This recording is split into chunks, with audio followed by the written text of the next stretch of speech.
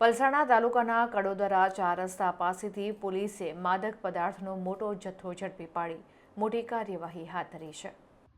પલસાણા તાલુકાના કડોદરા 4 રસ્તા ઓવરબ્રિજ પાસે આવેલા એક કોમ્પ્લેક્સની સામે સર્વિસ રોડ ઉપર પોલીસ દ્વારા મોટી કાર્યવાહી હાથ ધરવામાં આવી હતી, જેમાં બંધ બોડીના કન્ટેનરના કેબિન પાછળ ગુપ્ત રીતે બનાવવામાં આવેલા ચોરખાનામાંથી વનસ્પતિજન્ય માદક પદાર્થ પોસ્ટ ડોડાનો કુલ 1034.435 કિલોગ્રામનો જથ્થો જપ્ત કરવામાં આવ્યો હતો.